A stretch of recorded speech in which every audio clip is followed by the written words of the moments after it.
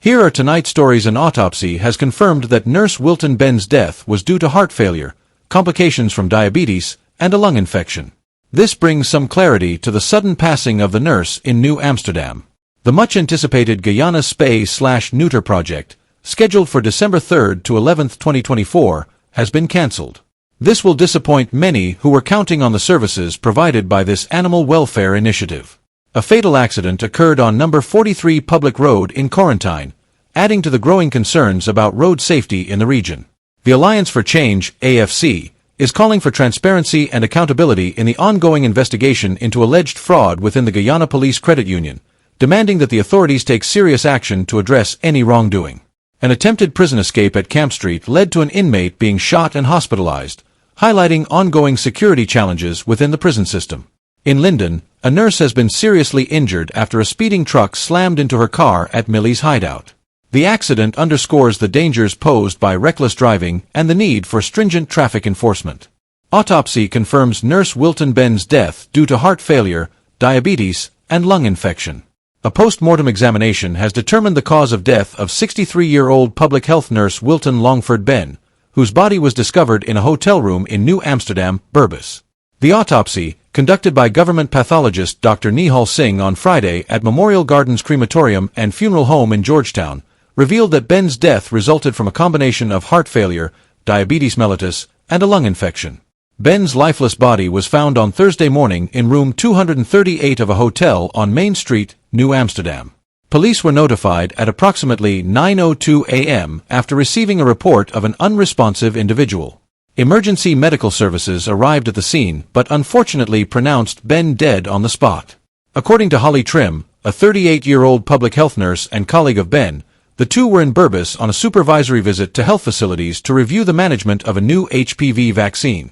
Trim mentioned that Ben had been recovering from dengue fever before his untimely death. On the morning of the discovery, a 41-year-old driver from the Ministry of Health arrived at the hotel around 8:45 a.m. to pick up Ben and Trim. When Ben did not respond to knocks on his door, the driver forced entry into the room, where he found Ben's unresponsive body.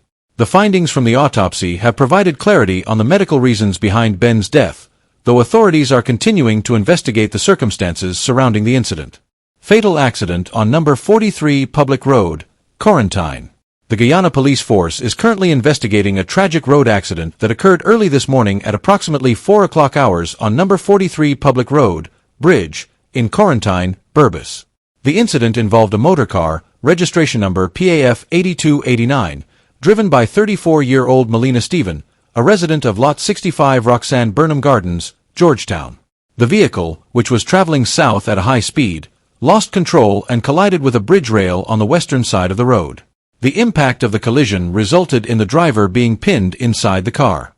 Emergency services, including the fire service, promptly responded to the scene and extricated Ms. Stephen from the vehicle. She was transported to Skeldon Public Hospital, where she was pronounced dead on arrival by the attending physician. Ms. Stephen's body has been transferred to Anthony's Funeral Home, where it will remain pending a post-mortem examination. The vehicle had 4 other occupants at the time of the accident: a 9-year-old child and 3 adults aged 28, 41, and 54. Public-spirited citizens assisted in removing the passengers, who were all conscious, from the wreckage. They were initially taken to Port Morant Public Hospital for evaluation and treatment and subsequently transferred to New Amsterdam Public Hospital for further medical attention. The 9-year-old has been admitted for observation, while the 54-year-old and 28-year-old have been admitted with fractures to the leg and pelvis, respectively. The 41-year-old passenger sustained chest injuries and is also hospitalized. All occupants are currently in stable condition. The Guyana Police Force is continuing its investigation into this fatal accident. Further updates will be provided as more information becomes available. Alliance for Change, AFC, demands transparency and accountability in alleged police credit union fraud investigation. The Alliance for Change, AFC, is calling on the People's Progressive Party, PPP, government, and the leadership of the Guyana Police Force to provide a comprehensive update on the ongoing investigation into the alleged fraud involving senior officers within the force and the attempted money laundering at the Police Credit Union.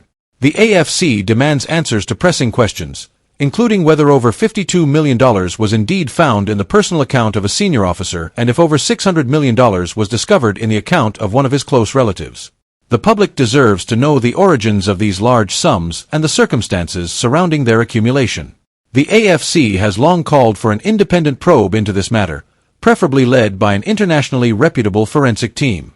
However, to date, no such investigation has been initiated, raising concerns of a potential cover-up.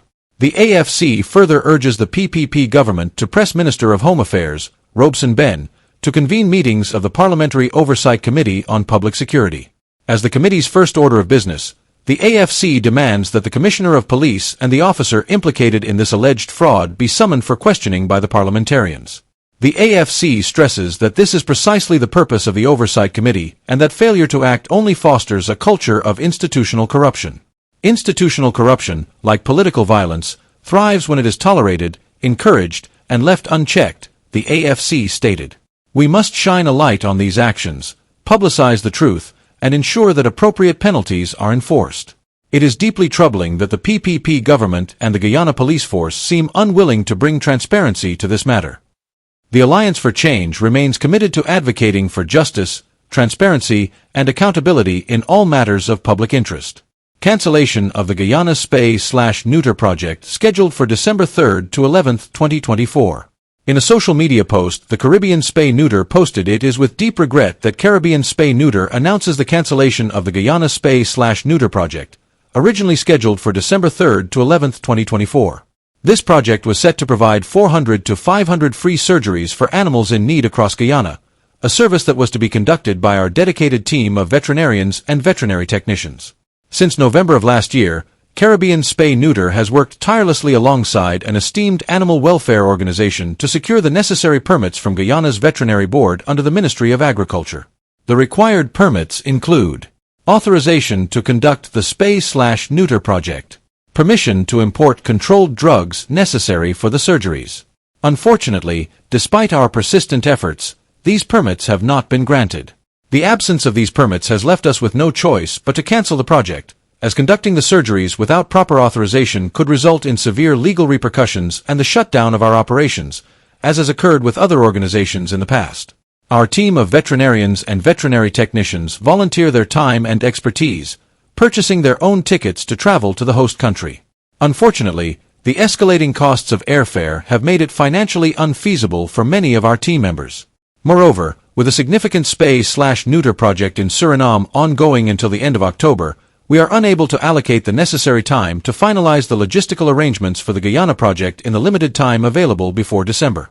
We are profoundly disappointed that this decision had to be made, particularly because all necessary supplies, including kennels and controlled drugs, are prepared and ready for shipment to Guyana. Despite our best efforts, the failure to secure the necessary permits in time has forced us to redirect our efforts elsewhere. In lieu of the Guyana project, Caribbean Spay Neuter will be conducting a Spay/Neuter initiative in Santo Domingo, Dominican Republic, where our team is always welcomed with open arms. This decision, much like the one in Curacao last year, underscores the challenges faced by animal welfare organizations when bureaucratic obstacles prevent critical services from being delivered to animals in need. We remain heartbroken for the animals of Guyana, who continue to suffer due to human inaction. Caribbean Spay Neuter remains committed to our mission of providing free, life-saving surgeries to animals across the Caribbean, and we hope to return to Guyana in the future under more favorable circumstances. Attempted prison escape at Camp Street. Inmate shot and hospitalized. Bevan Stefan Griffith, also known as Spoonie, an inmate serving time on murder charges at the Camp Street prison, made a daring attempt to escape custody on Friday, resulting in a violent confrontation. The incident occurred during the prison's lockdown process, when Griffith managed to break free from his cell and attempted to scale the facility's fence.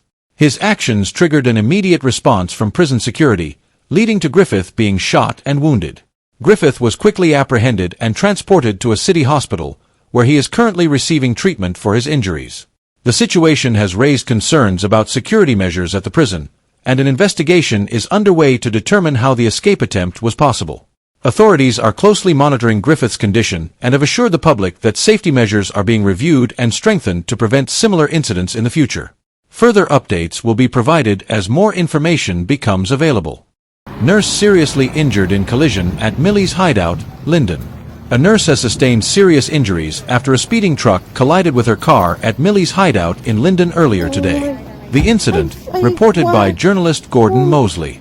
Emergency services were promptly dispatched to the scene, where the injured nurse was stabilized and transported to the nearest medical facility for urgent care. Authorities have launched an investigation into the incident to determine the cause of the collision and to assess any potential charges against the truck driver. Further updates on the nurse's condition and the ongoing investigation will be provided as more information becomes available.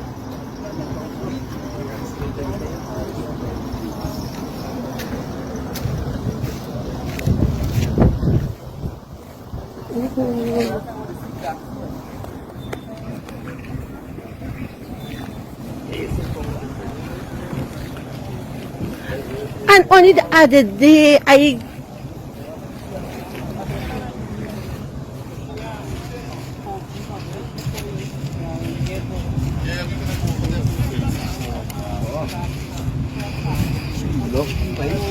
Come straight over, madam. you didn't see it. It's the girl she's left through the no, the garage. The garage. She live not too so not far from by me.